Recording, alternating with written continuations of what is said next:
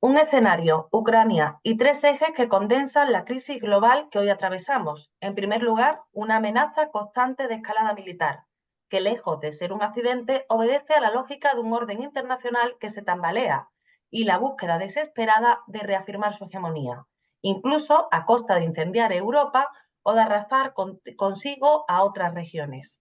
En segundo lugar, la guerra por imponer el relato, en una sociedad donde la sobreinformación, las redes sociales y la polarización han sustituido la búsqueda de la verdad y el esclarecimiento por la vía de los hechos, donde cada palabra se convierte en un arma y cada imagen en un campo de batalla. Y en tercer lugar, la tensión estructural que opone a un mundo unipolar que ya no puede sostenerse sin violencia frente a la necesidad imperiosa de alumbrar un nuevo orden multipolar que responda a las demandas de soberanía y de dignidad de los pueblos. Ucrania es uno de los epicentros de un pulso que redefine las relaciones internacionales y que cuestiona la viabilidad de un modelo sostenido por la fuerza y el saqueo. No se trata solo de un conflicto en Europa del Este, sino de un síntoma de una crisis terminal de un sistema que se resiste a morir.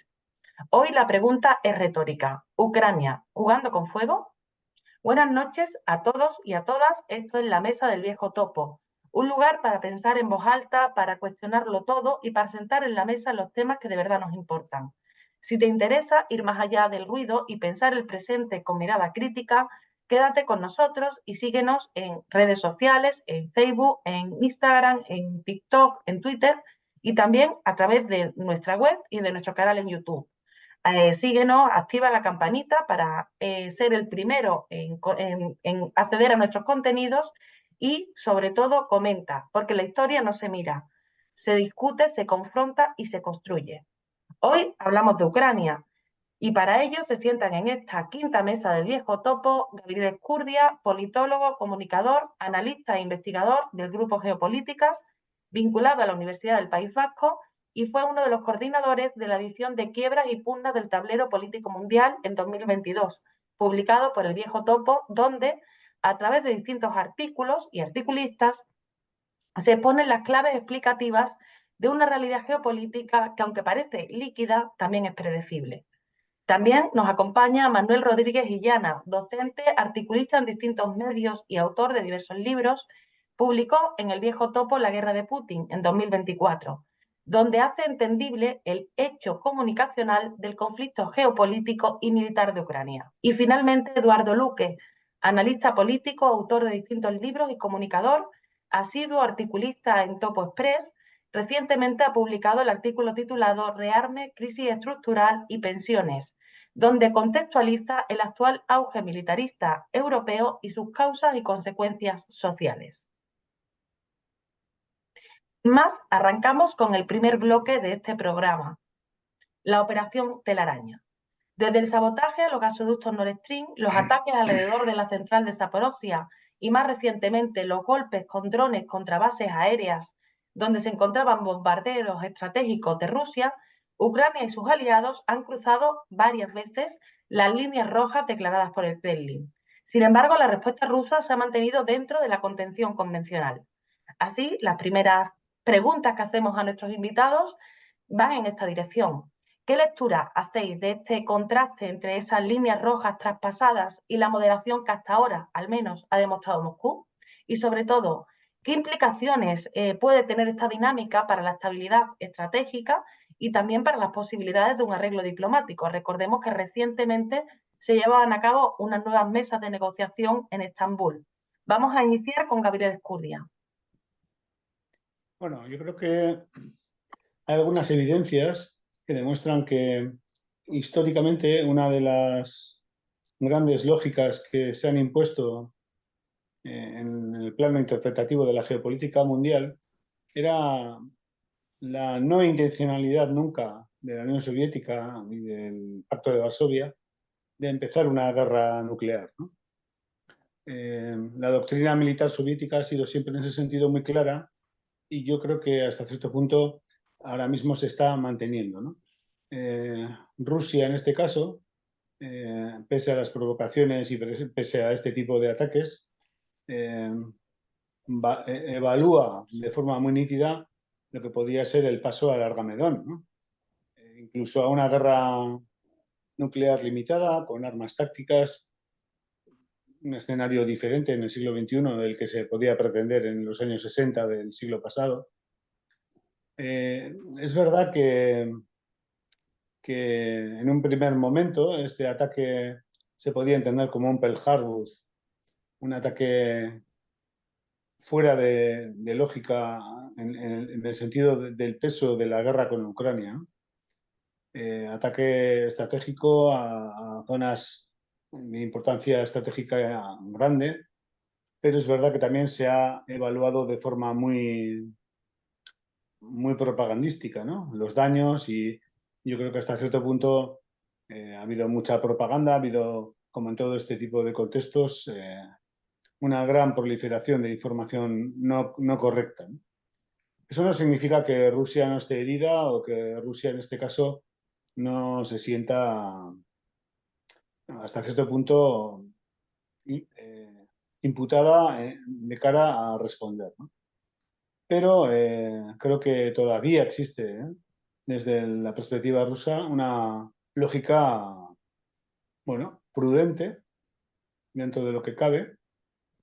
Es verdad que hasta cierto punto, a nivel sobre todo simbólico, se ha cuestionado la capacidad rusa, pero no podemos olvidar que vivimos en un mundo de propaganda, ¿no? Desde hace ya mucho tiempo, desde sobre todo el 2022, se ha vituperado, se ha vilipendiado la capacidad rusa respecto al conflicto, cuando tenemos que entender este conflicto desde una lógica muy básica. No es una guerra entre Ucrania y Rusia, es una guerra entre la OTAN y Rusia. La OTAN, desde una perspectiva, como decía cierta ministra española, ¿no? Como decía aquella, ¿no? Lo de es una... ahí, se me ha ido la palabra, perdón, es que estoy pensando en euskera. Eh, eh, bueno, no directa, indirecta, ¿no? Es una guerra indirecta, ¿no? Es una guerra que no va a plantearse desde una lógica, yo sacaré la palabra dentro de poco, pero no me acuerdo.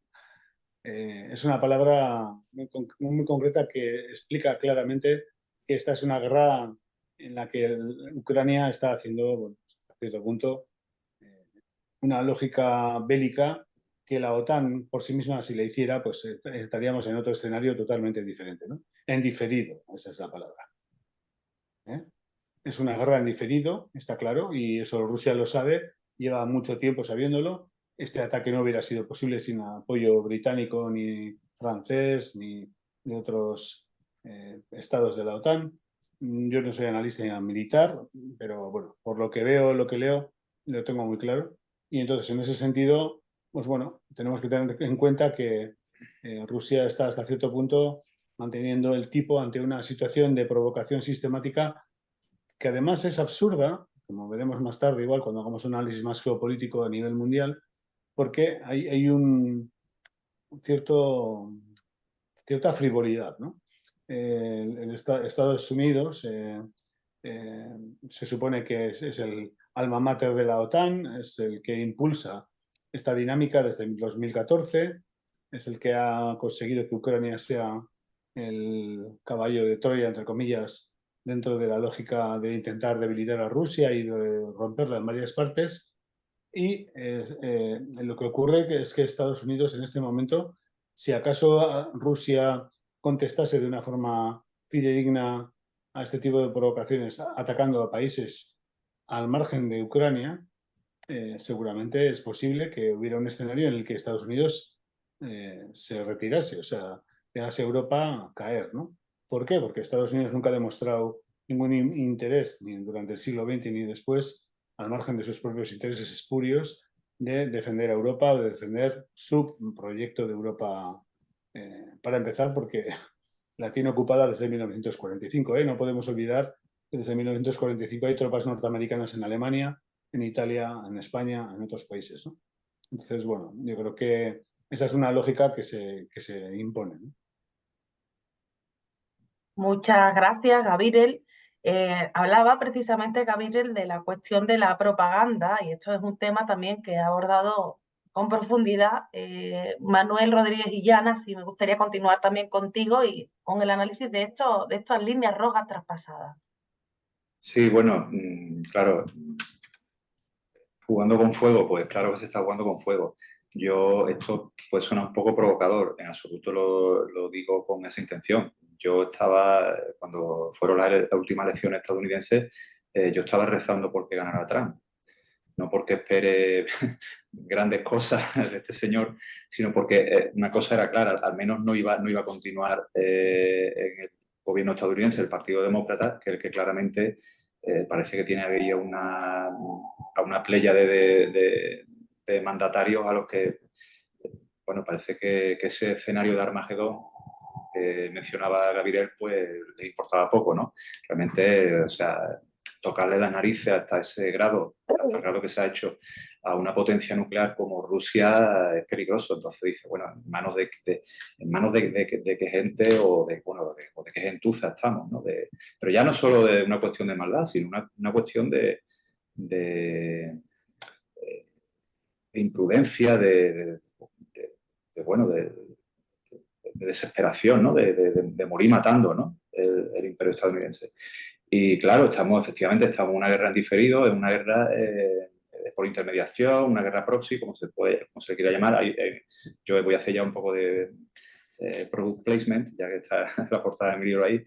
En mi libro menciono el caso de otro parlamentario estadounidense que se llama Seth Moulton, no recuerdo si era de la Cámara de Representantes o del Senado. Bueno, eso es secundario.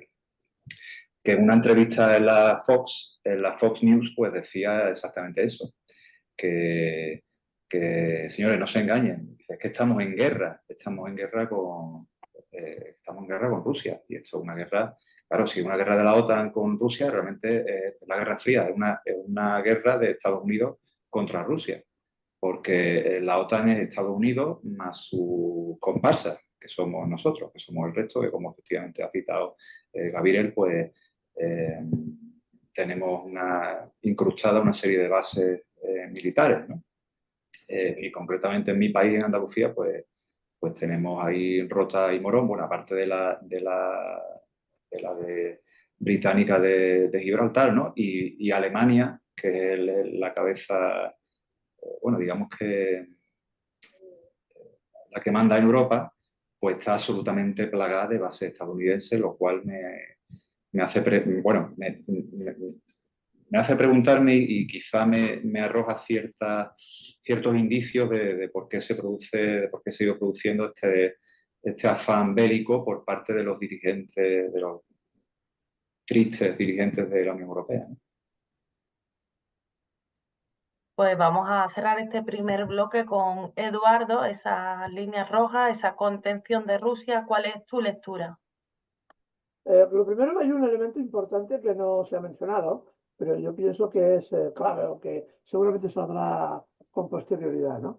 De lo que está pasando, del porqué de esta guerra proxy, en la que la OTAN utiliza a Ucrania para atacar a Rusia. Fundamentalmente hay un hecho económico importante que trasciende muy poco. Hasta el año 20, según el Fondo Monetario Internacional, el segundo grupo de países por paridad de pago en importancia a nivel mundial era la Unión Europea. El primer país por paridad de pago era China y el tercero era Estados Unidos. Esta guerra tiene también otra finalidad, la finalidad de hundir a la Unión Europea como rival económico de Estados Unidos e imponer esta guerra por parte de Estados Unidos para hundir a este rival y extraer todo lo que pueda del mismo, que es un elemento también esencial, que se ha trabajado muy poco. Los datos son clarísimos y diáfanos, ¿no? Entonces, una vez que se inicia los procesos bélicos, son muy difíciles de parar y son muy complejos porque influyen o intervienen multitud de elementos. Es decir, por ejemplo, los ataques que se han producido contra los aviones estratégicos, contra bases estratégicas en Rusia, que han conseguido unos resultados muy pobres, militarmente hablando, es decir, 2 aviones destruidos y recuperables, pero que en cambio han tenido mucho eco mediático. ¿Qué es lo que pretendían? Obviamente pretendían una respuesta, digamos, extrema por parte de Rusia, que es una cosa que está pidiendo la gente en Rusia. La Duma, incluso hay debates muy duros presionando a Putin para que tomen decisiones extremas. Para que sobrepase esa línea roja que está buscando la Unión Europea, que no dudan en provocar todo lo que pueden, incluso provocando un conflicto mayor, que no tiene por qué ser el Armagedón final, porque hoy el desarrollo de armas tácticas es tan espectacular que hay muchas armas que desconocemos, que tienen efectos terribles sobre la población, pero que no implican la devastación planetaria. Por ejemplo, China acaba de desarrollar una nueva bomba de hidrógeno que no produce radiación nuclear y tiene una capacidad de devastación inmensa. No es la bomba Tsar que tenían los rusos en su momento, una bomba de hidrógeno clásica, la mayor bomba que se ha lanzado jamás sobre la faz de la Tierra, pero han desarrollado una que no tiene residuos radioactivos y que por tanto tiene unos efectos sobre la población terribles, como digo, pero que no destruye necesariamente el planeta. Eso también es otro elemento que hay que pensar. Pasa que estamos habituados a ver las películas y no sabemos cuál es el desarrollo militar de muchos aspectos. Y hay un elemento importante que también habéis citado, pero que pienso que hemos de tener en cuenta. Habéis citado, y es cierto, de que la posición rusa respecto a un ataque de estos es de enorme contención, a pesar de las presiones que recibe el presidente Putin también para actuar de forma más brutal. Incluso al comienzo de la guerra, la presión era enorme para que Putin acabara el tema de la guerra en una semana. Con la capacidad armamentística que dispone Rusia, la guerra podía haberse acabado en muy poco tiempo. Pero claro, eso implica un nivel de devastación por parte de Ucrania que Rusia no se lo podía permitir. ¿Por qué? No por miedo, sino porque gran parte de la población ucraniana del sur del país es rusa. Entonces tienes que tener mucho cuidado con matar a tu propia población, que esto es también otro elemento importante. Y hay un elemento fundamental que yo quería citar, que igual que Rusia tiene un protocolo muy estricto en cuanto al uso de armas de devastación, es decir, solo se utilizarían armas en caso de ser atacado y constatación de un ataque real, es decir, no solo que haya el miedo al ataque, sino que se produzca ese ataque para hacer la respuesta correspondiente. Estados Unidos no lo tiene. Es una cosa que se ignora bastante, pero que se rectificó con el gobierno de Obama. Rectificaron la doctrina militar nuclear, que es el ataque nuclear preventivo. No es necesario que Estados Unidos reciba un ataque nuclear para que prevención a un posible ataque nuclear utilice las armas de destrucción masiva. Eso es una cosa que se desconoce en general, pero que se aprobó, me parece que fue el último año de la época Obama. Y esto no ha sido cambiado hasta la presente. Y como decía Manuel, todos pensábamos, creíamos, suponíamos, incluso deseábamos que el señor Trump tomara el gobierno. Primero porque algunos predecíamos o pensábamos que pasaría lo que está pasando, ¿no? Que el país está literalmente desmoronando, ¿no? No ha cerrado una brecha, una vía de agua cuando ya ha abierto otra. No arregló el tema de los aranceles cuando ha provocado un conflicto enorme en Los Ángeles. Conflicto provocado por Trump y buscado, posiblemente buscado por él. Pues bien, soñábamos que este personaje, en su primer mandato, no intervino ni creó ninguna guerra, eso hay que reconocerlo, y los datos están ahí. Pensábamos que pondría fin de forma rápida a la guerra de Ucrania. Ahora, digamos, está por ver. Está por ver porque no sabemos, en el fondo, con esto acabo, no sabemos realmente qué controla el señor Trump. ¿Qué agencias de seguridad y militares controla realmente? Este es el gran problema. Porque, y apunto un dato, 3 días antes del ataque a las bases aéreas rusas, 5 congresistas 1 demócrata y 4 republicanos del sector más belicista, que entre los demócratas hay un sector terriblemente belicista, igual que entre los republicanos, entre ellos la hija de Dick Cheney, se plantaban en Kiev para entrevistarse con Zelensky y el jefe de los servicios de seguridad del país. Es fácil imaginar que dieron el visto bueno a la acción contra los aviones y las bases militares. Por eso, señor Trump no ha apoyado en ningún momento a Ucrania en este ataque, sino que se ha mantenido incluso disgustado por lo que habían hecho Zelensky. O al menos eso es lo que dice, ¿no? Así que el tema es realmente complejo. Vamos a entrar en la segunda parte, recién empezando el conflicto, bueno, el conflicto, o digamos la escalada del conflicto con la operación especial rusa. La Unión Europea no solo censuró, sino que directamente silenció los medios de información de la Federación de Rusia. Recordemos que el argumento que se dio fue que, por ejemplo, RT retransmitía los discursos de Vladimir Putin. Es como si nos impidieran ver los discursos de Donald Trump, independientemente de lo que cada uno pensemos sobre él. Este hecho nos ha impedido conocer la magnitud y la gravedad del conflicto, porque nos impide acceder a la información de una de las partes. Para Rusia, esta operación, se trataba de una operación especial, pero esto ha sido transmitido por los medios de otra manera. Igualmente, ya se ha hablado aquí de esa guerra ¿cómo era la palabra? ¿verdad? Se me ha olvidado. O intermediación. Bueno, una guerra proxy o también. lo que solemos llamar una guerra proxy, y esto ha sido reconocido incluso no solamente por los actos, sino incluso por las palabras de algunos líderes. En ese sentido, aunque ya lo habéis mencionado, al final hay un tema de fondo que es quiénes realmente están luchando en Ucrania y cuál es la razón profunda de esta guerra realmente entre lo que llamamos el Occidente colectivo y la Federación de Rusia. Y ahora vamos a iniciar con Manuel. Bueno, respecto a mi trabajo, sobre todo, se centra en el aspecto propagandístico más que otra cosa, ¿no? Bueno, yo no soy un especialista en cuestiones militares, aunque sí es verdad que, bueno, que tengo que investigar, documentarme un poco y situar las cosas en su contexto a la hora de escribir la guerra de Putin. Por supuesto, el título es irónico, claro, es la guerra de Putin, porque así es como nos la han vendido, ¿no? Entonces, claro, el tema mediático siempre es fundamental en este tipo de historias, ¿no? Porque una pata es la mediática.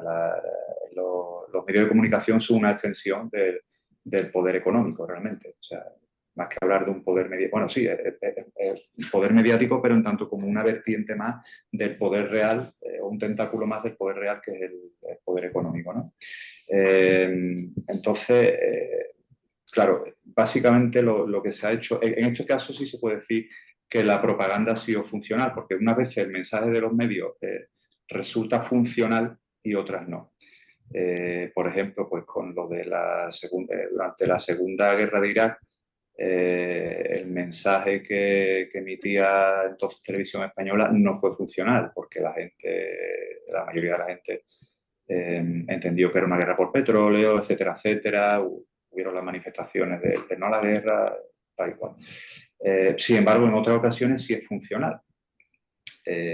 Al menos en el momento, aunque luego 50 años después se diga, uy, fíjate cómo nos manipularon, pero en ese momento fue funcional con el derrocamiento de Saddam Hussein, finalmente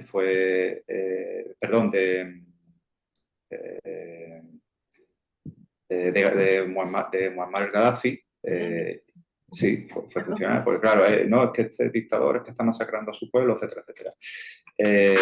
Y con el tema de Ucrania ha sido absolutamente funcional, porque, y además entramos en un terreno en el que no es ya solo porque se haya reflejado, se haya difundido una versión de los hechos, sino lo que es más importante es, como decía Fidel Castro, porque se instaura una especie de guerra cognitiva a partir del reflejo condicionado que te anula la capacidad de pensar. Porque yo lo he comprobado, bueno, con gente conocida, con gente cercana.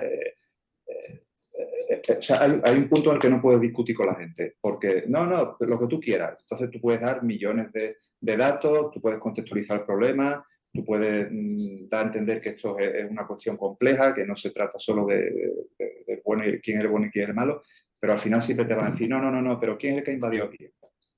Entonces Putin es el demonio.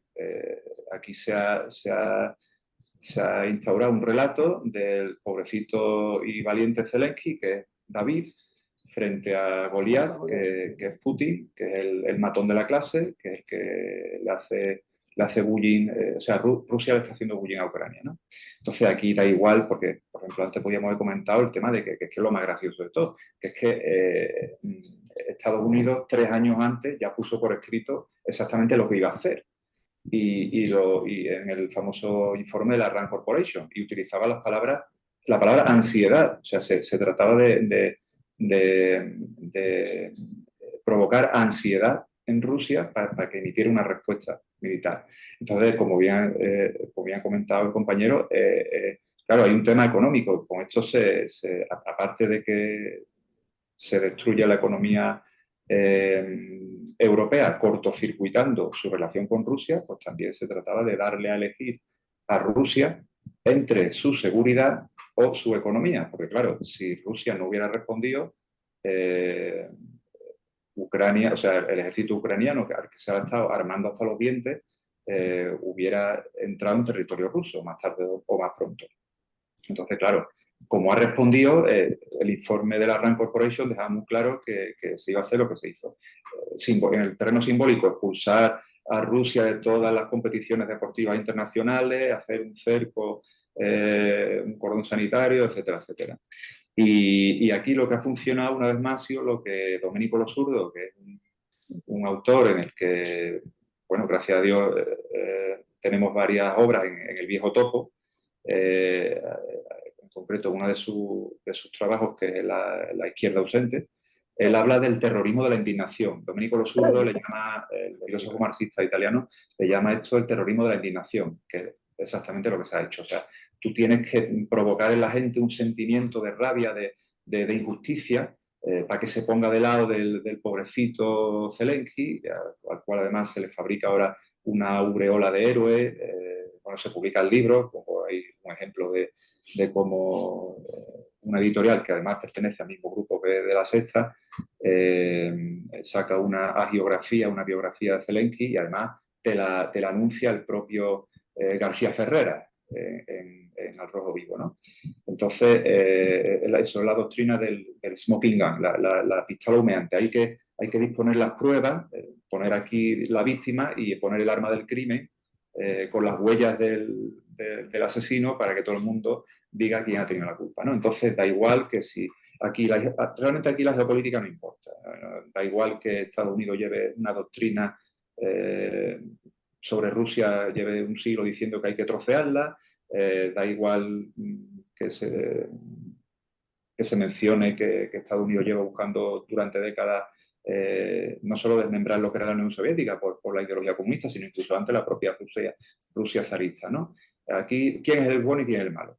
Entonces, el bueno, el pobrecito, es Zelensky, Ucrania, y el malo es Putin. Igual que en un momento dado se satanizó a Saddam Hussein en la primera guerra del Golfo, y la segunda también, o a Muammar Gaddafi, pues ahora toca satanizar a Vladimir Putin, que estáis nombrando que efectivamente Putin es quien está recibiendo presiones de su propio pueblo o de los representantes de su propio pueblo en su propio país, para que ascienda una respuesta más contundente, y vemos que está ahí intentando andar con pies de plomo, ¿no?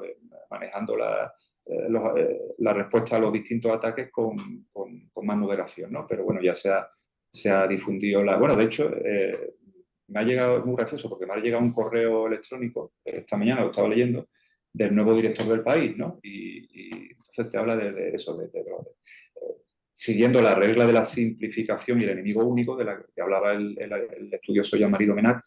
Pues Putin es bueno, ya habla de Trump y Putin como los machos alfa, ¿no? Que es un momento muy preocupante para la democracia, porque están aflorando en este nuevo mundo personajes infames como Donald Trump y Vladimir Putin, que en el fondo son colegas, también se aprovecha mucho el tema de la sintonía entre, bueno, sintonía o quizás confluencia de intereses por ciertos motivos que ahora no vienen al caso, entre Trump y Putin, a la hora de, digamos, de transferirle desde un cierto sector ideológico de la población la inquina que se le tenga al actual presidente estadounidense al presidente ruso, ¿no? Entonces todo es, como dice mi director de tesis, catedrático, justo ahora recién jubilado, de la Universidad de Sevilla, de Estructura de la Información, Ramón Rech, como la información binaria, ¿no? Buenos y malos, blanco y negro. Efectivamente, yo recuerdo de ese primer momento después del inicio de la operación rusa, documentales donde presentaban unas imágenes de Putin, que venía el perro, no lo saludaba y decían, eso demuestra que es un psicópata, no sé, cosas así que eran muy ridículas, pero este es un poco el nivel, o sea, el nivel realmente del relato ha sido bastante simplista, polarizado dentro de ese simplismo y bueno. Continuamos con Eduardo. Sí, el problema del enemigo común es ya un clásico, ¿eh? Recuerdo, por ejemplo, que cuando la Primera Guerra Mundial, los estudios daban en aquel momento que la sociedad norteamericana era profundamente pacifista. Y el presidente Wilson decidió que eso, tema, se acababa, que Norteamérica tenía que entrar en guerra. Cuando ya la guerra estaba prácticamente decidida, se habían producido las grandes matanzas de la batalla del Marne y de la batalla de Verdún, especialmente, que habían representado una enorme sangría de hombres para los dos ejércitos. Entonces es cuando interviene el ejército norteamericano, pero tiene un problema. Tiene que crear la conciencia de la necesidad de la guerra. Así que echa mano de lo que tenía, de los mejores científicos sociales, los mejores psicólogos sociales en el momento, que son prácticamente de los mejores que ha dado la historia de la psicología, y los pone al servicio de la guerra. Incluso el sobrino de Freud, uno de los grandes teóricos de la aplicación de las emociones para conseguir los objetivos que se propusiera, el primer gran, como todos recordaremos, el primer gran invento fue conseguir que las mujeres fumaran en Estados Unidos para aumentar la venta de cajetillas de tabaco, porque estaba muy mal visto que las mujeres fumaran. Eran señoras descaradas ver a una mujer que fumara en la calle. Por tanto, se lo monta de tal forma que en un momento de máxima audiencia consigue hacer un espectáculo de que mujeres jóvenes y guapas, evidentemente, salieran, fumaran y demostraran que el cigarro era un elemento de libertad. Eso fue uno de los grandes aciertos del sobrino de Freud. Lo ponen al servicio de la guerra y en 6 meses consiguen lo increíble, que la sociedad norteamericana, que era una sociedad pacifista, que tenía grandes dificultades para reclutar soldados, se vuelva sumamente agresiva y pida intervenir como sea en Europa. Esto es lo que se consigue gracias a la psicología. En este caso, como tú bien decías, Manuel, el tema de la guerra de Ucrania no es un tema del año 22, viene de mucho atrás. La idea de que Putin es un dictador está ampliamente sostenida en el ideario social en España y en otros países. Y poco sirve, evidentemente, frente a eso. No hay, la gente no quiere escuchar otro tipo de argumento. Frente a eso no hay ninguna otra razón, aunque veas al señor Putin en elecciones y tal, porque inmediatamente te dirán que las elecciones están amañadas, bla, bla, bla, bla. Todo eso ya lo sabemos. Así que se ha creado un enemigo que viene de hace mucho tiempo, prácticamente desde la época de Yeltsin, cuando Putin comienza a entender que o nacionaliza, estataliza, mejor dicho, estataliza los recursos naturales del país o el país desaparece, automáticamente en ese momento se inicia una campaña publicitaria sistémica que dura hasta el día de hoy. Que dura hasta el día de hoy. Y esto es lo que estamos viendo. ¿Quién lucha en Ucrania? En Ucrania no está luchando Ucrania contra Rusia. Luchan 35 países de la OTAN que han puesto sus recursos económicos, militares y económicos al servicio de la guerra, al servicio de esta guerra. Los comandados, evidentemente, estaban detrás de los Estados Unidos. Pero aquí la Unión Europea ha jugado un papel clave. Se ha convertido precisamente en, digamos, en el brazo político de la OTAN. Me es muy curioso cuando la gente habla de no a la OTAN como argumentario, pero se quedan ahí. No hablan. La gente tiene miedo de hablar de la Unión Europea. Los que lo están llevando a la guerra, que nos están llevando, ya la tienen preparada de aquí a 5 años, ojalá me equivoque, es la Unión Europea, es el brazo político de la OTAN. Y esto tiene repercusiones políticas internas. Y una reflexión, para acabar. Hay un papel importante que ha jugado la izquierda o la no izquierda. Bueno, esto que se llama de izquierda. Sobre el tema y la crisis en Ucrania. Yo sigo escuchando a altos dirigentes que se llaman de la izquierda transformadora y bla, bla, bla, bla, bla, bla, bla, hablando de la invasión de Putin. Que Putin es malo. Y simplifican. Se han quedado con el argumento de la derecha, con el argumento más reaccionario, simplificando el mensaje, porque esperan en el fondo quedarse del lado bueno de la historia, el lado que a ellos les beneficia. Así que el papel de la izquierda ha sido brutal a favor de la guerra. Brutal a favor de la guerra. Ya no quiero mencionar aquí las declaraciones de líderes de Izquierda Unida a favor de la OTAN, a favor de la guerra, líderes de Podemos hablando del malvado Putin y del dictador Putin y del invasor Putin, y sin explicar que la guerra no comenzó en el año 2022, sino que había comenzado en el 2014, y si apuras, incluso antes.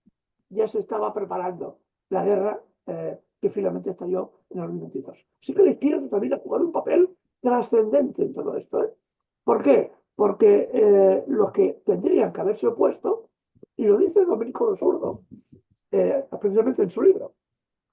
Por cierto, un gran amigo, esto es un gran amigo personal, desgraciadamente, como él y como Samir Amin, ya desaparecidos, que hubieran aportado, estoy convencido, enormes ideas en el momento presente, ¿no?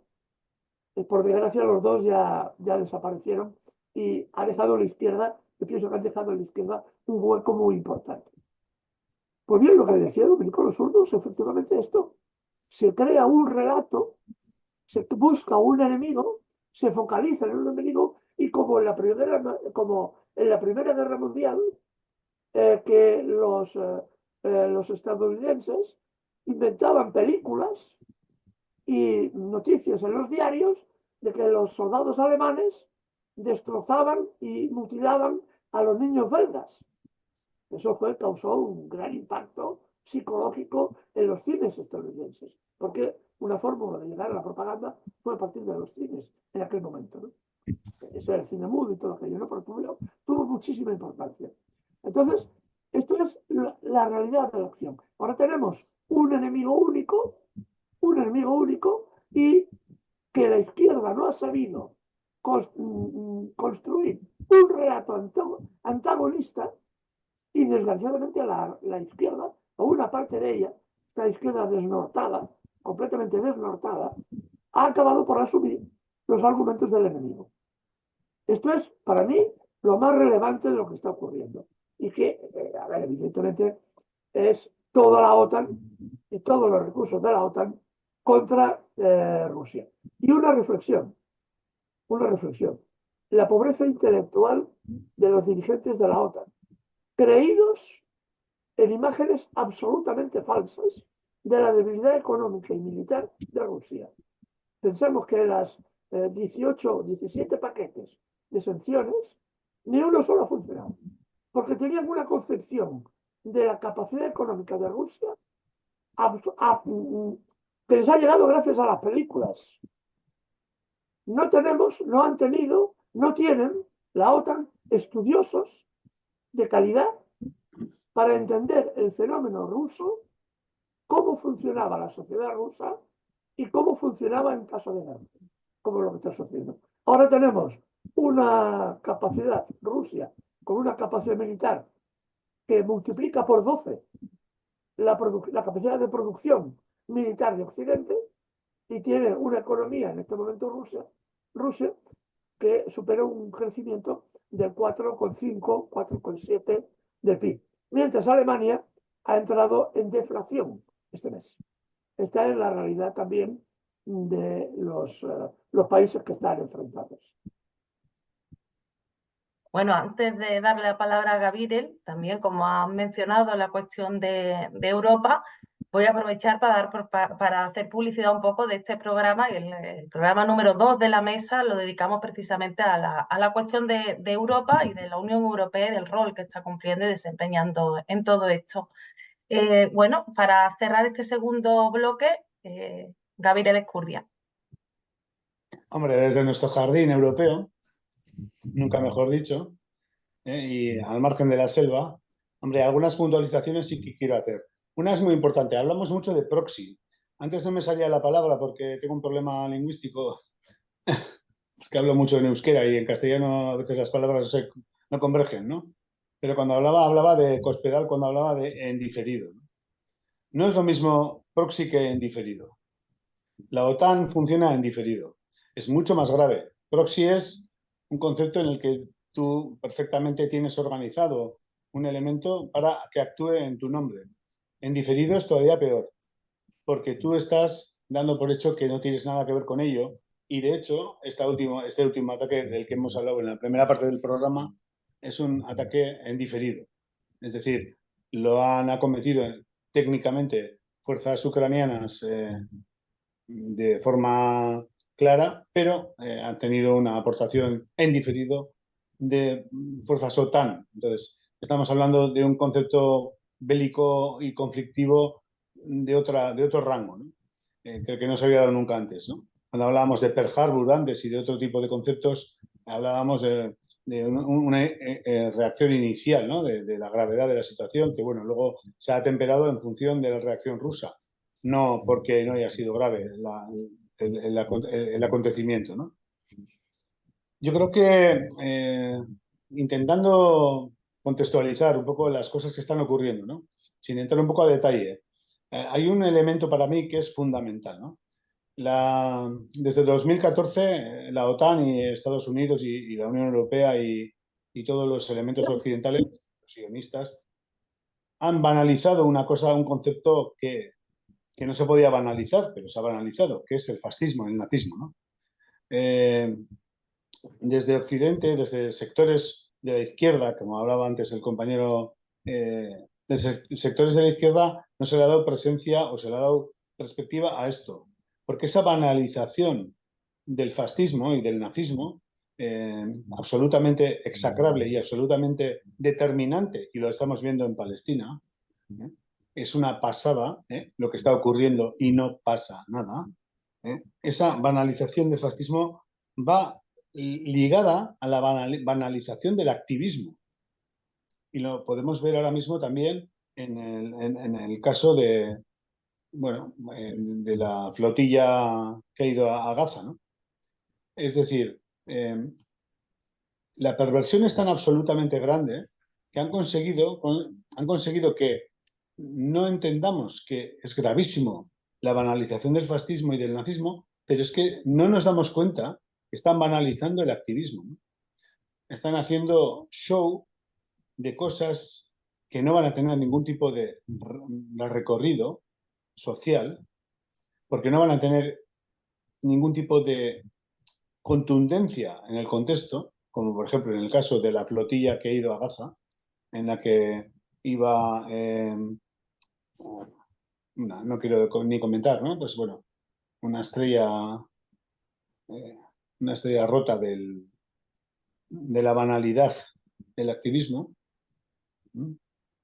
Y eso, por ejemplo, tiene un peso específico enorme, ¿no? Porque todo queda en esta lógica social en la que vivimos, ¿no? Del postureo, del sí, pero sin llegar a la determinación, ¿no? Y con eso no estoy diciendo nada. Todo el mundo tenemos en nuestra conciencia y en nuestro día a día el peso específico de saber lidiar con una situación dantesca a nivel mundial, sobre todo desde el genocidio de Gaza, ¿no? y sobre todo desde las masacres que están ocurriendo en Siria, con los alawitas, con los drusos, con las mujeres en concreto y sobre todo con las personas que han intentado combatir a los rebanacuellos, que son el verdadero instrumento, ¿no?, del Angley y de Israel en todo el contexto de Oriente Medio. Y nada es casual, porque todo está vinculado a una lógica. Si os dais cuenta, desde 2022, desde que empezó esta fase de la guerra contra Rusia en Ucrania, que empezó en 2014, por supuesto, con el golpe de Estado del Maidán, no somos conscientes de las grandes barbaridades que están diciendo públicamente cientos y decenas de cientos de líderes políticos, militares, miembros de ONGs, en todos los ámbitos sociales, con una rotundidad absoluta. Vemos a líderes europeos hablar de que hay que desmembrar Rusia, romperla en decenas de naciones para que Europa y para que el mundo libre, entre comillas, pueda hacerse cargo de la gestión, de la explotación de los recursos rusos. De lo mismo con China, lo mismo con África. Lo mismo con Latinoamérica. Laura Richardson, la jefa del Comando Sur norteamericano, hablaba con total impunidad hace poco tiempo, antes de dejar el cargo, de que había que hablar claramente del litio ecuatoriano, de Perú, del agua del Amazonas, del petróleo de Guyana, del agua dulce del Amazonas, de cientos de recursos que hay en Latinoamérica, que entendía que por seguridad nacional correspondía a Estados Unidos su gestión. Está públicamente explicitado. Después de todos esos discursos, durante el tiempo, ha habido intervenciones militares en Perú. Sí, golpes de Estado o, digamos, recuperaciones de la democracia. Pero hay tropas norteamericanas en Ecuador, en Perú, menos en Venezuela y en Bolivia, poco más. Hay un cambio, un giro radical de la izquierda chilena. Es decir, ya no se esconde ningún tipo de subterfugio para explicar, o ningún eufemismo para explicar un intervencionismo, como ha sido hasta hace poco tiempo. Antes eran los derechos humanos, las ONGs tenían que intervenir porque no sé cuál, y al final, desde que cae la Unión Soviética, desde que se da el giro absoluto del bipolarismo al unipolarismo, aquí se ve claramente que no hay ningún tipo de prejuicio, ningún tipo de pudor a la hora de explicitar lo que se va a hacer. Y para mí ese es el gran cambio que hay en el 2022 con la guerra de Ucrania. La guerra de Ucrania abre la caja de Pandora. El informe RAND, que hablaba de que había que intervenir en Ucrania, y luego se desdecía cuando vieron que Rusia efectivamente ni con las sanciones ni con la intervención militar caía, empiezan a plantear, no, hay que retirarse porque lo que verdaderamente urge es intervenir contra China. ¿Y China cómo la vamos a intervenir? Mediante, el subterfugio evidente era Taiwán. Es Taiwán. No existe otra opción. Pero China es el gran caballo de batalla de Occidente. ¿Por qué? Porque Occidente está en decadencia. Es una evidencia. No hay más que ver la situación interna de Estados Unidos en todos los ámbitos. No solo con las revueltas que está viendo en Los Ángeles estos días, que ya son una prueba más del algodón. Tenemos que ver la gran pandemia de fentanillo, tenemos que ver decenas de variables y de elementos que nos demuestran que efectivamente Estados Unidos a nivel interno es un estado fallido, es un caos. Entonces, eso es un gran problema. Que Estados Unidos tiene todavía las dos estructuras, digamos, básicas para mantenerse en el poder mundial, en la hegemonía mundial, que son sus grandísimas fuerzas armadas y, sobre todo, la máquina de hacer dólares. Pero la máquina de hacer dólares está empezando a no funcionar de la misma manera desde el 73. Y eso es un gran problema para Estados Unidos. Desde que surgen los BRICS, desde que empieza a haber otro tipo de comercio, desde que empieza a haber otro tipo de compra de deuda, etcétera, etcétera. Desde que China y Rusia tienen una influencia en África enorme, en Latinoamérica, etcétera, etcétera. Entonces, yo creo que es muy importante que tengamos en cuenta todos esos datos geopolíticos, porque todo eso explica qué está ocurriendo. Lo de Ucrania realmente no es un conflicto entre Europa y Rusia, los derechos humanos, la democracia, todas esas milongas, ¿no? Realmente es un escenario donde se está vislumbrando como posiblemente habrá otros escenarios y como está viendo en Oriente Medio, otro tipo de conceptualizaciones de a lo que nos atenemos, ¿no? Y nos atenemos a una realidad y una situación en la que evidentemente China, Rusia, los BRICS, etcétera, tienen una emergencia inapelable. En África, sobre todo, es súper vigente y súper visualizable. No hay más que ver Burkina Faso con el presidente Traoré, etcétera. O sea, es una pasada. Pero claro, todo eso no nos informan, no quieren que se nos informe porque no quieren que haya información de que efectivamente otro mundo es posible y eso no tiene nada que ver con la izquierda, ni la revolución, ni socialismo, ¿eh? Solo con una perspectiva diferente de cómo pueden funcionar los países. Ojo, y eso es muy importante. El tema de la izquierda y eso lo dejamos igual para otra película o para otro contexto, otro debate, pero en estos momentos, a nivel geopolítico, eso es lo que está pasando. ¿Cuál es el verdadero dragón de un occidente decadente, de una hegemonía occidental decadente? Lo decía Theodor Herzl en 1898.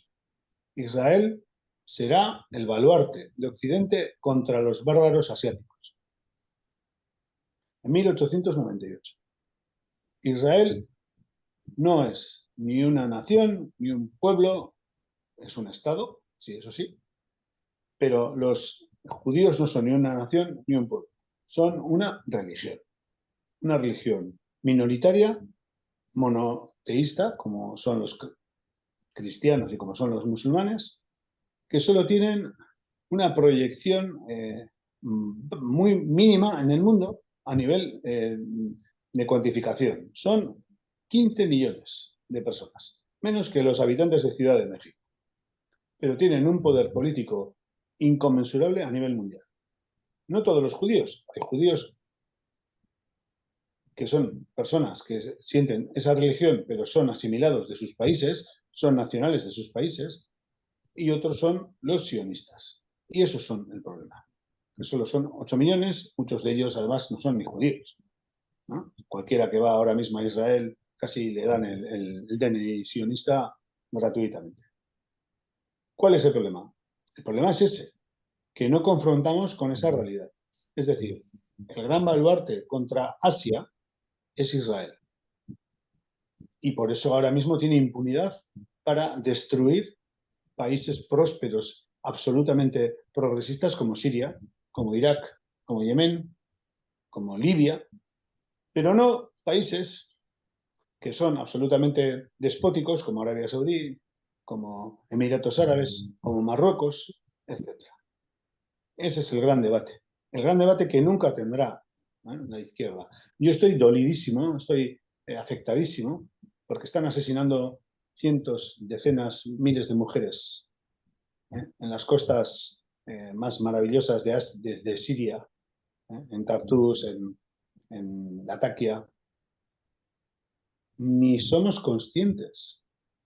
Mujeres valientes, mujeres que quieren vivir libres, que no quieren taparse, hombres que beben alcohol, que tienen una perspectiva del Islam muy, muy, muy laica. Otros muchos que ni son religiosos. Los están asesinando. Estamos hablando de decenas de miles de personas desde el 8 de diciembre. Eso no aparece en ningún medio de comunicación. ¿Por qué? ¿Por qué no aparece? No importa. Los asesinos de toda esta gente son terroristas, yihadistas, son rebanacuellos, son gentuza, que hasta ahora nos las han vendido como terroristas, que han puesto bombas en Europa, que han asesinado gente en Europa, que han asesinado gente en Estados Unidos, en el Reino Unido, en Moscú, que son supuestamente los hijos de Bin Laden, los que pusieron los que supuestamente tiraron las Torres Gemelas, los que supuestamente asesinaron en Madrid el 11M, todos esos son los que ahora nuestros gobernantes, los españoles, los primeros, son los que bendicen y homologan cuando van a Siria en visita oficial. Todo eso tiene mucho que ver con lo que estamos hablando, con lo de Ucrania, con lo de Rusia, con el orden internacional. Efectivamente, todo tiene mucho que ver y de hecho el tercer bloque va por ahí. Has hecho un gran análisis sobre cómo se están relacionando ahora mismo ese mundo unipolar en decadencia con distintos escenarios, en Asia Occidental, en el norte de África, en América Latina, evidentemente también en Asia Oriental, con respecto a China, que es el gran enemigo a batir, porque es el que tiene mayor capacidad, no porque los demás no sean atacados. Efectivamente, la situación en Palestina no tendría evidentemente justificación en ningún caso, pero explicación si no fuera por el hecho en sí de que es ese baluarte que está sosteniendo todo esto y por eso se le permite y sobre todo parece que no podemos frenarlo. Pero en ese sentido, volviendo a la cuestión de Ucrania, si el conflicto de Ucrania terminase, habría pues 3 escenarios posibles. Un escenario sería que ganara Rusia, otro escenario que ganara la OTAN y otro escenario que de alguna manera quedaran en tablas. ¿Cómo afectaría esto a esa dimensión internacional que estamos hablando? ¿Cómo afectaría eso a esa construcción de ese mundo multipolar que está en ascenso y que ahora mismo está siendo violentamente agredido por un imperialismo en decadencia? Y vamos a iniciar este cierre reflexivo. Nos hemos alargado un poco, así que os pido que por favor seáis breves en las conclusiones con Eduardo. Bueno, sí, a ver, intentaremos ser lo más escuetos posibles porque realmente es hacer un ejercicio de adivinación y ninguno de los aquí presentes, me imagino, tenemos una bola de cristal, ¿no? Para realmente saber qué va a ocurrir. Realmente hay 3 opciones. Una es una victoria por parte de la OTAN y Ucrania, por parte de la OTAN, lo cual equivaldría a la ruptura y destrucción de Rusia posteriormente y evidentemente al reforzamiento del unilateralismo de Estados Unidos. Los recursos minerales y de todo tipo que atesora Rusia en este momento le darían a Estados Unidos la supervivencia como potencia única durante más de un siglo. Durante más de un siglo. Esto es un primer escenario. Un segundo escenario sería la victoria por parte de Rusia. Una victoria que particularmente ahora, en este momento, militarmente, parece que apunta en esta dirección. Hoy hablaban ya los fuertes militares que el ejército ruso está a menos de 12 kilómetros de la capital del Oblast de Sumy y que están evacuando la ciudad a marchas forzadas porque está a punto de caer. Es decir, aquí hay una posición militar. Rusia no quería en el comienzo del conflicto, recordemos, cuando se planteó las primeras negociaciones en Estambul, no quería conquistar la mitad del país. No quería porque le representa un gran problema. La parte sur es prorrusa y es fácilmente asimilable. La parte que a partir de ahora se tiene que controlar, ya no hay esa variedad de ciudadanos que son prorrusos, es una zona más conflictiva. Y el Estado ucraniano no desaparecerá. A pesar de que Rusia conquiste, porque ahora el objetivo es conquistar más del 50% del territorio ucraniano, Ucrania no desaparecerá como país. Será un país inválido. Inválido porque va a perder Odessa. También su salida al Mar Negro y su salida al Mar de Azov. Esto lo va a perder. Vaya, si las cosas van como apuntan en esta dirección. Así que tenemos un Estado donde se va a perpetuar, pero dependerá de las negociaciones, porque al final toda guerra siempre acaba en negociaciones, aunque sean la rendición incondicional, siempre es una negociación, en la que finalmente veremos a un Estado que va a ser inviable, como digo, pero que, bueno, va a tener una deuda externa absolutamente imposible y va a tener unas fuerzas armadas reducidísimas y incapaces de volver otra vez a iniciar este conflicto. Este es otro de los escenarios posibles. Pero estamos todavía en la expectativa de saber cuál es la posición de la OTAN. Si va a doblar la apuesta y vamos a una escalada, a una más, a otra más, en la que implique incluso ataques directos ya con países que están apoyando, digamos, realmente el esfuerzo bélico y sin que ellos fueran, que son imprescindibles. Vaya, por ejemplo, Reino Unido. Sería uno de los objetivos que en este momento pudiera plantear Rusia, como atacar algunos centros neurálgicos del ejército inglés que está colaborando con los atentados terroristas en el interior de Rusia. Esta es una posibilidad, lo cual daría también margen a nuevos escenarios que ahora mismo no podemos predecir. Esto no es una elucubración mental. Lo dijo hace 3 días el ministro de Exteriores, el señor Lavrov, indicando que estaban seguros al 100% de que los atentados en el puente en Minsk, en Kursk, perdón, que había ocasionado 10 muertos entre población civil, estaban diseñados, planificados por Reino Unido. Y es una advertencia muy clara para un hombre tan diplomático como el señor Lavrov, que suele ser una persona muy medida en sus declaraciones. Sí que tenemos grandísimas interrogantes abiertas. Veremos cómo evoluciona el conflicto. Muchas gracias, Eduardo. Antes de darle paso a Gabriel para su cierre, sí me gustaría recordar, porque claro, hemos hablado previamente de la cuestión nuclear de Rusia y Estados Unidos, pero los países que tienen armas de este tipo también son Reino Unido, Francia, Corea del Norte y China, ¿no? Si no me equivoco. Sí. Israel. E Israel, por supuesto. Uy, se me había olvidado. India y Pakistán también añade. Es verdad. En la cuestión no, digo de los que están implicados de una forma más directa, porque efectivamente cuando estamos hablando de esa escalada, no estamos hablando de una escalada con otro tipo de países, sino con países que están en este nivel, no solamente en ese nivel de armamento. Bueno, quería también profundizar en eso, que ya que además, Gabriel, antes hiciste ese recorrido por luchas y por ofensivas contra esas luchas en distintas partes del mundo, ¿cómo podría repercutir en esa, voy a ir en lo positivo primero, en las luchas de emancipación, como la de la camiseta que lleva, que se están dando en el mundo una posible victoria de la OTAN en este escenario? Se ve impensable por tal y como está a nivel militar, pero ¿qué podría ocurrir? Nada es impensable. Hay 2 ligas. Hay una liga armagedónica, digamos, en la que evidentemente si tiramos de la nuclear, pakistaníes e hindúes se pueden liar a nucleares mañana mismo.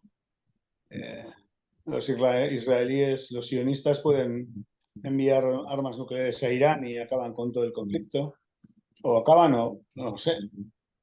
Es decir, ese escenario es un escenario posible, pero realmente límite, ¿no? Si Rusia hubiera querido responder a modo táctico, sin entrar en lógicas de gran destrucción, podría responder a países de la OTAN, como a Estonia, como a Polonia, y de hecho el Medvedev siempre lo ha dicho, ¿no? Podríamos responder en segundos, ¿no? Yo creo que la mayoría de la población de Europa no es consciente de que estamos en un escenario de este tipo, ¿no? O sea, la gente vive tranquilamente, pero, por ejemplo, yo siempre le digo a todo el mundo, ¿no? Bilbao, el puerto de Bilbao es un objetivo militar ruso desde la época soviética. Es el puerto más importante de la península para la OTAN, ¿no? La gente no es consciente de nada de esto. Vivimos en una burbuja absoluta, pero esa burbuja por dentro tiene unas realidades que se están, digamos, pervirtiendo, ¿no? Tanto en Europa no hay más que ver, anécdota tras anécdota, la degradación de las sociedades europeas, ¿no? Con el tema de la final en París, la violencia interna en los países, el crecimiento del fascismo, de un fascismo además totalmente anárquico dentro de un concepto, ¿no? O sea, es violencia por la violencia, no el discurso ideológico del fascismo ya ha llegado a pervertirse hasta el punto que personas de razas totalmente ajenas a los arios nazis alemanes de los años 30 están reivindicando a Hitler, ¿no? O sea, es un absurdo absoluto, ¿no? Es una locura, ¿no? Es un totalitarismo que no tiene ningún tipo de lógica ideológica, ¿no? Y pasa aquí, y pasa en Latinoamérica, y pasa en Estados Unidos, pasa en Occidente en general. ¿Por qué? Porque Occidente está en decadencia. Es una decadencia evidente. La hegemonía mundial que surge después del final de la Guerra Fría está cayendo en barrena. Y no hay más que ver cómo brilla el crecimiento de China y su gran capacidad de demostrar que un modelo socialista es viable, con características chinas, por supuesto. Pero brilla porque consigue demostrar que efectivamente a nivel económico el Partido Comunista Chino en el 21 hizo en el Congreso una declaración pública de que por fin se había superado el umbral de la pobreza para el 100% de la población de China. Estamos hablando de 1.200 millones de personas, creo. Cosa que ni India ni otros países pueden decir, ¿no? Yo creo que hay un punto de inflexión. Yo creo que no hay más que ver, creo que lo he comentado antes, los informes RAND que utiliza el Pentágono y que utiliza la Casa Blanca, ¿no? Sobre China hablan de que a partir de un umbral, que puede ser el 28, el 48 es el aniversario, el 100 aniversario de la Revolución Cultural, perdón, de la llegada de la independencia de China real. Yo creo que hay un umbral, ¿no? Porque China tiene a nivel militar también una capacidad importante, nunca más grande que la de Estados Unidos, pero bueno, si vemos la perspectiva desde un contexto de aliados, pues ya estamos en otra liga, ¿no? Y Occidente está en decadencia. Y lo más triste es que Europa no es consciente de que en esa decadencia es el tonto útil, ¿no? La Unión Europea en estos momentos está demostrando incapacidad absoluta en todos los aspectos, ¿no? Entonces, eso va a traer bueno, evidentemente, una situación de ¿cómo se dice? Inclusión, ¿no? No de eclosión, de inclusión, ¿no? Es decir, va a reventar a nivel interno. Yo creo que sí, yo creo que hay grandes problemas a todos los ámbitos y eso es muy importante. Perspectivas. Yo creo que estamos en una situación, lo hemos dicho muchas veces en nuestras charlas y en nuestros comentarios, ¿no? Lo decía Gramsci muy bien, ¿no? Cuando surgen nuevas alternativas y las viejas alternativas mueren, surgen los monstruos, ¿no? Surgen situaciones en las que se dan perspectivas terribles para la gente que tiene que vivir esa transición, ¿no? Yo sí creo que se está dando una transición, ¿no? África es un ejemplo de ello, ¿no? Los países que poco a poco, mediante golpe de Estado, que para nosotros son dictaduras militares inaceptables, tal, pero son países como, en este caso, Burkina Faso es muy, muy ejemplar, también Níger, también Mali, a su manera, están relacionándose con Rusia, con China de otra manera, están neutralizando el terrorismo yihadista que está implementado por las antiguas metrópolis europeas, como ha sido, como además se puede demostrar claramente en Siria, ¿no? Porque es muy importante hablar de esto. O sea, es que hay yihadismo de ISIS en Mozambique, que es mayoritariamente católico, y yihadismo de ISIS en Congo, que es mayoritariamente católico, ¿no? Hay yihadismo de ISIS en todo lo que es el Sahel, ¿no? ¿Por qué? ISIS, bueno, ISIS, Al-Qaeda y todas sus vertientes, ¿no? ¿Por qué? Pues porque ahí hay una implementación de una serie de políticas terroristas en las que tiene directamente influencia Occidente. ¿Para qué? Para evitar que esos países sean realmente soberanos, ¿no? Que sean soberanos sobre el oro, sobre el uranio, sobre sus propias infraestructuras, ¿no? En Burkina Faso no hay más que ver cómo están construyendo, reconstruyendo el país en torno a lógicas totalmente, o cualquier persona las entendería bien, ¿no? de asfaltar carreteras, hacer urbanizaciones para la gente. Bueno, hay mucha información sobre todo esto, ¿no? Etiopía, otros muchos países, ¿no? Entonces, esto es digno de una charla. No me quiero enrollar porque me enrollo mogollón, perdonadme, pero es que va por ahí. Entonces, todo esto tiene mucho que ver con todo, con la guerra de Ucrania, con cómo Europa está intentando sacar, como en el último momento, como un buen gallo, su cuello, pero realmente Europa nunca ha pintado nada y ahora menos, ¿no? Recordar siempre un dato fundamental, y acabo con esto. Desde 1945, en Europa occidental, democrática, bla, bla, bla, bla, había cientos de miles de soldados norteamericanos en Alemania, en Italia, en España, en Bélgica, en el Reino Unido. Ergo, la soberanía europea se viene desde ahí. Muchas gracias, Gabriel, y le doy paso para cerrar el tercer bloque y el programa también a Manuel Rodríguez Illana. Bueno, realmente yo tampoco, como tampoco es mi especialidad, yo tampoco me voy a alargar mucho en esto. Además, Eduardo perfectamente ha hecho un bosquejo, aunque siempre es verdad que, como ha indicado, no podemos adivinar el futuro, ni el grado de concreción en el que se materializaría cada uno de esos tres posibles escenarios, pero bueno, realmente no tengo más que añadir a este análisis que has expuesto. Y, en fin, en definitiva, el tiempo lo irá diciendo.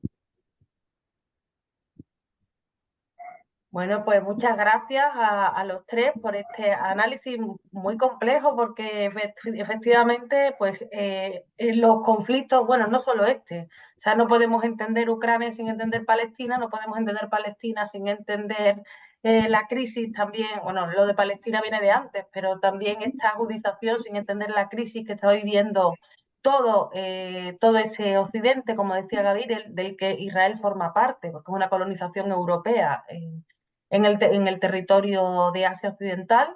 Y ahí también voy a aprovechar para hacer, en este caso, recomentaros el programa previo que hicimos sobre la cuestión de Palestina, sobre la colonización y descolonización de Palestina. Igualmente os invitamos a seguirnos en la Mesa del Viejo Topo cada domingo y como dije al principio, a seguirnos también en las redes sociales, en Facebook, en Twitter, en Instagram, en TikTok, y comentar. Son fundamentales vuestros comentarios para saber cómo lo veis ustedes, cómo veis todos estos temas que ponemos sobre esta mesa, con la intención de no solamente de analizar, sino de analizar para transformar, como decía Marx. Un saludo a todos y también de nuevo muchas gracias a nuestros tres invitados en el día de hoy. Gracias. Buenos días. Hasta luego.